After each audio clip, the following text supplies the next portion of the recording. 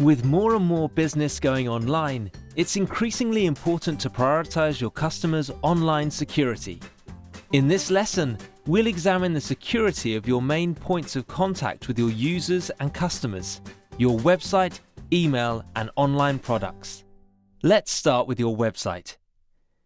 It's important to make sure only people whose job involves managing your website can access the systems you use to update and host it.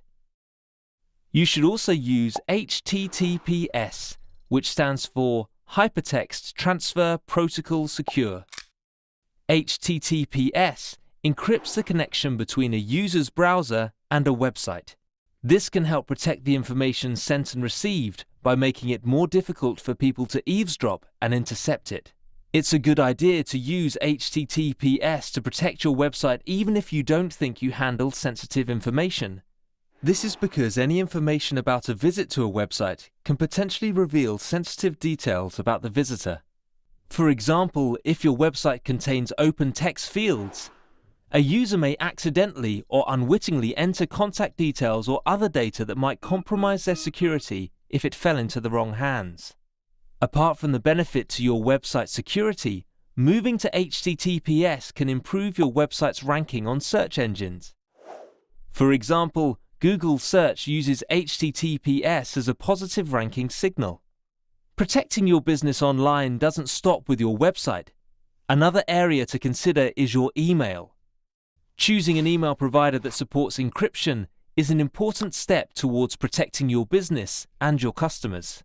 Choose a provider that uses Transport Layer Security, TLS, like Gmail or Outlook, to make sure your communications are encrypted. Two-step verification isn't just a good way to help secure your company email accounts. It's useful for anything you log into, not just email. If your business builds and sells online services or software, consider making two-step verification part of your product. Giving your users and customers the option of using two-step verification will help them to keep their accounts safe when accessing your product.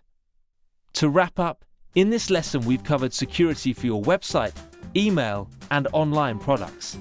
We've looked at securing your site with HTTPS and why it's important for you and your customers. We've also covered what to ask from your email provider to encrypt your communications. And finally, we've explored how you can make access to your online products more secure. Following these steps will help increase website and communication security and provide benefits for you and your customers.